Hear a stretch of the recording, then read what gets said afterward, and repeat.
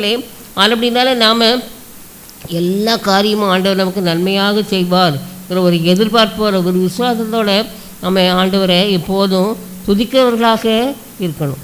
அடுத்தே பாருங்கள், சங்கீதம் 65:4 எடுத்து வாசிங்க.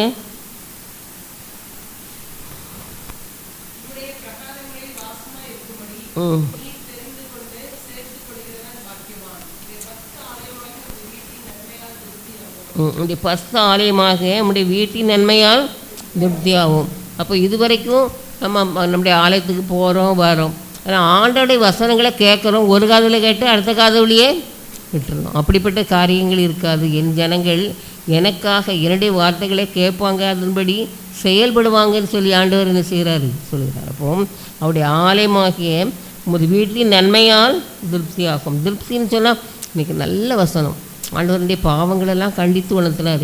இந்த பாவங்களிலிருந்து நாம் விடுபடத்தக்கதான் நல்ல வார்த்தைகளை தந்தார்னு சொல்லி உண்மையான ஒரு பிரசங்கம், உண்மையான ஒரு செய்தியை ஆண்டவர் நமக்கு என்ன செய்வார், தருவார். அதான் ரொம்ப முக்கியமான காரியம். மறுபடியும் ஏதோ போனோம் வந்தோன்னு இல்லாதபடிக்கு நல்லா பாருங்கள், நம்முடைய பிள்ளைகளை நம்ம நல்ல வழியாக வளர்க்கணும்னு சொன்னால் நம்ம அப்போ வந்து பிள்ளைங்களை ஏதாவது வார்த்தைகள் சொல்லி கண்டித்து உணர்த்துக்கொண்டே இப்போ நம்முடைய ஆவிக்குரிய வாழ்க்கையில் அப்படிப்பட்ட கண்டித்து உணர்த்தக்கூடிய நல்ல ஊழியர்களை ஆண்டவர் நமக்கு தருவார் அப்படின்னு சொல்லி நம்ம என்ன முடியும் பார்க்குறோம். அது மட்டும் இல்லாமல் பாருங்கள், கஷ்டத்தில் நமக்கு ஒரு பிரச்சனைகளை நம்ம வேறு இதுக்கு போனோன்னு சொன்னால் ஆண்டவர் என்ன செய்வார், நமக்கு ஆறுதல் தரக்கூடிய நல்ல வார்த்தைகளை தருவார். எதுக்கு நம்ம கோயிலை ஓடி போய் ஜெபம் பண்ணுறோம், எல்லா வீட்லேயும் ஜெபம் பண்ணுறோம். ஆனாலும் கூட ஆண்டவருடைய ஆலயத்தில் இருக்கும்போது அவருடைய பாதத்தில் இருக்கிறது போல் ஒரு அனுபவம் நமக்கு கிடைக்கும்.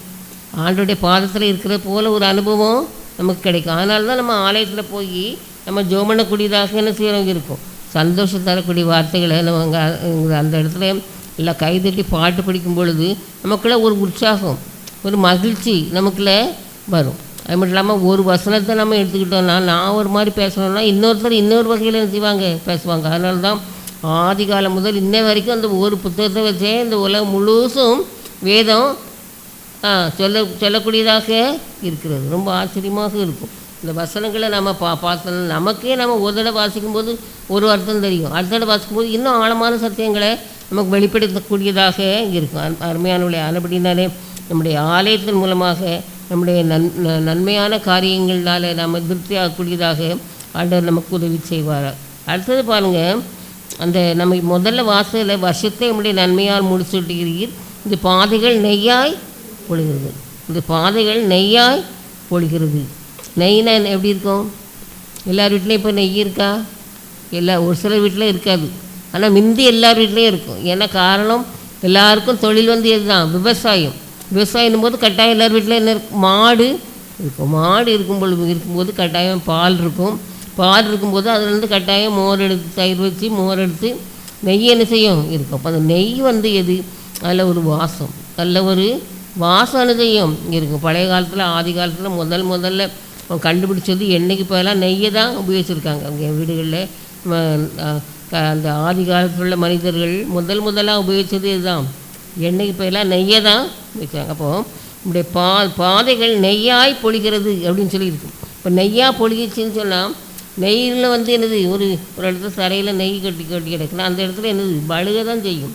எந்த விதமான சடங்குலே என்ன செய்யாது, இருக்காது. அப்போது ஆண்டோடைய வழிகள், ஆண்டவர் நமக்காக வைக்கிறது அந்த வழிகளெல்லாம் எப்படி இருக்கும், அது தெளிவானதாக, எந்த விதமான இடையூறுகள் இல்லாதாக நம்முடைய வாழ்க்கையில் இருக்கும். அதுதான் அவருடைய பாதைகள் நெய்யாய் பொழிகிறது.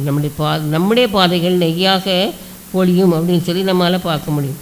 அது மட்டும் இல்லாமல் அந்த பாருங்கள், இந்த நெய் வந்து நல்ல நமக்கு பலன் தரக்கூடியதாக, இந்த பிள்ளைங்க இந்த நாஞ்சா மாதிரி இருந்துச்சுன்னா சொல்லுவாங்க, நெய் ஊற்றி நல்லா பருப்பு சோறு போட்டு நெய் ஊற்றி என்ன செய்யணும், சாப்பிடணும் அப்படின்னு சொல்லி சொல்லுவாங்க. அப்போது அப்படி ஒரு பலன், ஒரு ஆரோக்கியத்தை, செழிப்பை ஆண்டவர் நமக்கு இந்த காலங்களில் என்ன செய்வார், தருவேன் என்று சொல்லுகிறார். பாருங்கள், அது மட்டும் இல்லாமல் பாருங்கள், ஒவ்வொரு ஆதி காலங்களில் அபிஷேகம் பண்ணுறதுக்கு நெய்யை உபயோகிச்சிருக்காங்க. இதே நெய். அப்போது அந்த செழிப்பு நம்முடைய வாழ்க்கையிலே தரத்தக்கதாக ஆண்டவர் எல்லா விதமான அனுகூலமான பாதைகளையும் நம்முடைய வாழ்க்கையிலே ஏற்படுத்தி தருவார். அதில் எந்த விதமான சந்தேகமே கிடையாது, நெய் என்பது அது ஒரு சுவைமிக்கது, நமக்கு பலன் தரக்கூடியது, நம்மை புஷ்டியாக்கக்கூடியது, நமக்கு நல்லா ஆரோக்கியம் தரக்கூடியதாக இருக்கும்.